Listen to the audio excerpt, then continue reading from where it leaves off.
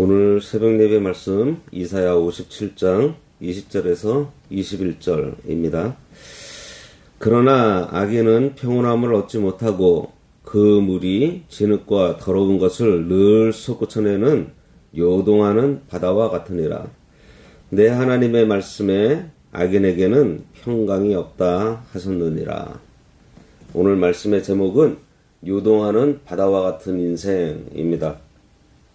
우리가 세상을 살아가며 가장 갈망하는 것 중 하나가 평강일 것입니다. 마음의 고요함, 또 안정을 원하고 있지만 현대인들의 삶은 마치 폭풍 전야와 같고 한순간도 쉴 틈 없이 밀려오는 파도와 같아요. 오늘 본문 이사야 57장 여기 20절에서는 이러한 인생의 실상을 아주 날카롭고도 생생하게 묘사하고 있습니다.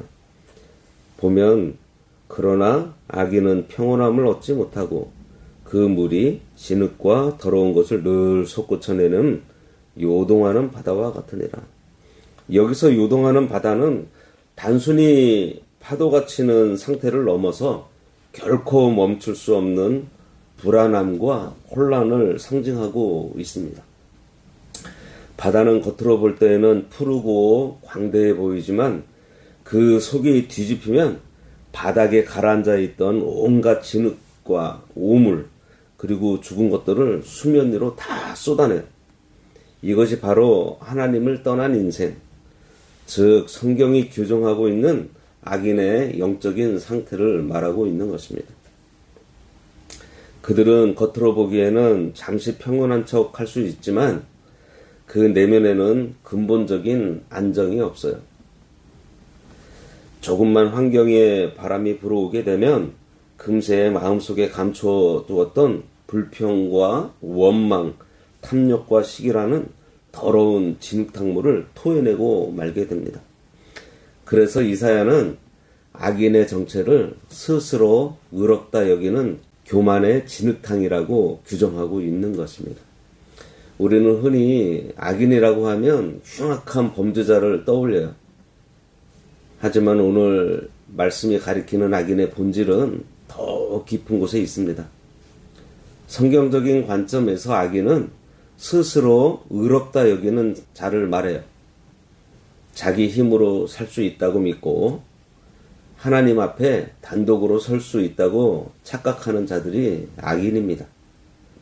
근본적으로 썩은 물에서는 맑은 물이 나올 수 없듯이 하나님과 단절된 영혼에서 나오는 것은 결국 진흙탕과 같은 더러운 것들 뿐이에요. 아무리 고상한 지식으로 덮으려고 해도 화려한 도덕으로 치장하려고 해도 소용없습니다. 내면의 근본적인 죄의 문제가 해결되지 않았기 때문에 발버둥을 치면 칠수록 더러운 진흙은 더 깊은 곳에서 솟아올라와서 토해내게 되어 있습니다. 악인은 자신의 실체를 알고 있으면서도 스스로를 속이는 자들이에요. 남들에게는 평안한 척, 의로운 척 하지만 자기 내면의 고민과 가책은 숨길 수가 없습니다. 그래서 악인의 삶에는 참된 안식이 없어요. 남을 괴롭히고 비판하고 자신의 의로움을 증명하려고 하지만 그것은 오히려 자신에게 평강이 없다는 것을 반증하는 몸부림일 뿐입니다. 언행 심사가 온통 어지럽고 요동치고 결국 해결의 길을 찾지 못한 채 흙탕물 속에서 허우적거리는 것이 하나님 없는 인생의 비극이에요. 그런 악인에게 평강이 없다고 하나님께서 말씀하고 계십니다. 여기 21절에 내 하나님의 말씀에 악인에게는 평강이 없다 하셨느니라 이렇게 말씀하고 있어요. 이 말씀은 하나님의 성품과 공의에 근거한 절대적인 선언이에요. 평강은 오직 평강의 왕이신 하나님으로부터만 흘러나오는 선물이에요. 과거 전도사역에 힘을 썼던 하나님의 종들은 이 말씀을 영혼을 찌르는 검으로 사용했습니다. 겉으로 아무리 태연한 척하는 사람이라도 그 영혼 깊은 곳을 파고들면 예외 없이 평강이 없다는 고백이 터져나와요. 자존심 때문에 나는 아무 문제 없다고 소리치지만 성경은 네 얼굴에 고민이 있다고 지적하고 있습니다. 왜 그렇죠? 성경 말씀이 그렇게 기록하고 있기 때문이에요. 예수를 믿지 않는 것, 하나님을 인생의 주인으로 모시지 않는 것이 악인 중에 악인이기 때문에 그 마음에는 절대로 평강이 있을 수 없습니다. 마음에 평강이 없다면 우리는 정직하게 자기 자신을 돌아보아야 합니다. 그것은 우리가 회개하지 않았거나 여전히 하나님보다 나 자신의 의의와 노력을 믿고 있다는 증거예요. 하나님은 우리가 힘쓰는 것을 원하시는 것이 아니고요. 전적으로 하나님만 의뢰하기를 원하십니다.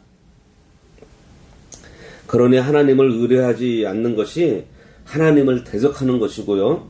하나님을 대적하고 거역하는 자리에서는요. 실패와 불안이 기다릴 뿐이에요. 그렇다면 이 요동하는 바다와 같은 인생이 어떻게 하면 고요한 평강으로 나아갈 수 있을까요? 오늘 본문 앞뒤의 문맥을 통해서 하나님께서는 분명한 길을 제시해주고 계십니다.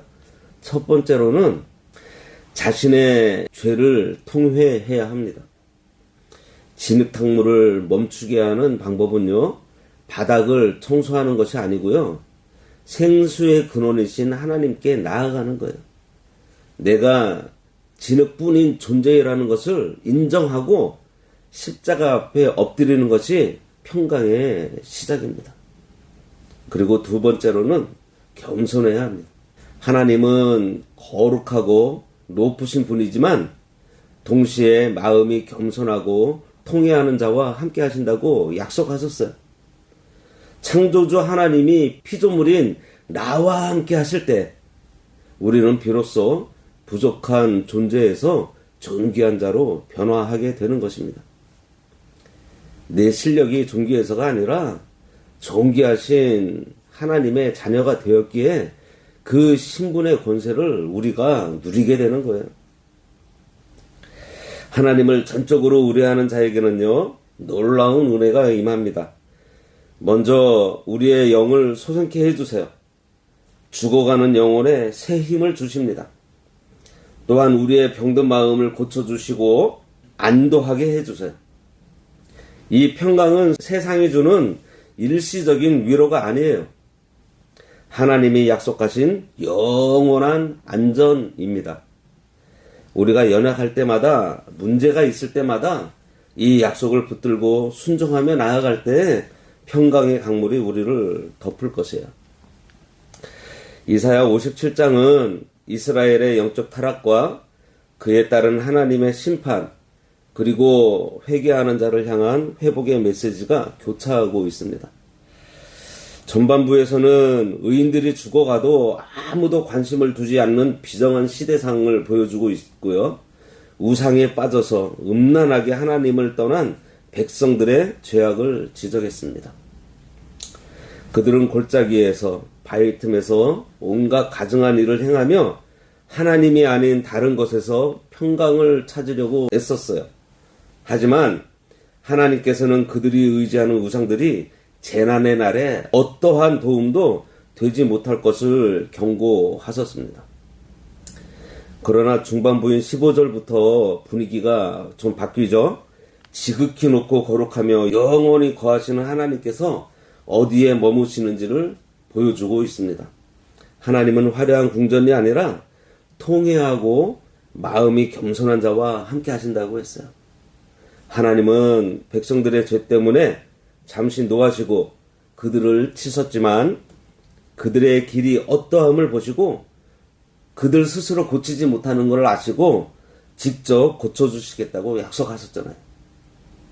슬퍼하는 자들에게 위로를 주시고 먼 데 있는 자에게나 가까운 데 있는 자에게나 평강이 있을지어다 하고 선포해 주셨습니다. 결국 오늘 본문인 20절과 21절은 이 모든 말씀의 최종 결론이에요. 하나님께 돌아와 겸손히 은혜를 구하는 자에게는 치유와 평강이 임하지만 끝까지 자기 의의를 고집하며 하나님을 대적하는 악인에게는 요동하는 바다와 같은 불안과 심판만이 남는다는 것입니다. 이사야 57장은 우리들에게 묻고 있는 것이 있어요. 너희들은 지금 요동하는 바다 위에 있는가? 아니면 하나님의 평강 안에 머물고 있는가? 참된 평강은 환경이 바뀌는 것이 아니고요. 거룩하신 하나님과의 관계 회복에서 나옵니다. 자신의 연약함을 인정하고 하나님을 전적으로 의뢰하는 겸손한 믿음만이 우리를 진흙탕에서 건져내어 거룩한 산으로 인도할 것이에요. 주님께서 오실 때까지 이 약속을 나의 것으로 삼아 순종함으로 참된 평강을 모두 누리는 저희들이 되어야 하겠습니다. 기도하겠습니다. 만군의 여호와 하나님 아버지, 요동하는 바다와 같이 늘 불안함과 염려 속에 진흙 탕물을 쏟아내던 저희들의 완고함과 완악함을 용서하여 주시옵소서. 내 힘과 내 의로 살 수 있다는 교만을 이제는 내려놓고 오직 평강의 근원이신 하나님만을 의뢰하기를 원합니다. 상하고 통회하는 심령으로 아버지 앞에 엎드리오니 저희의 영을 소송케 하시고 저희들의 병든 마음을 고쳐주시기를 간절히 바랍니다. 세상이 줄 수 없는 하늘의 평강으로 우리 마음과 생각을 지켜주시고 어떤 환난 중에도 흔들리지 않는 존귀한 자의 삶을 살 수 있도록 인도하여 주시기 바라오며 저희들을 평강의 길로 인도하시는 예수 그리스도의 이름으로 감사하며 기도드리옵나이다. 아멘.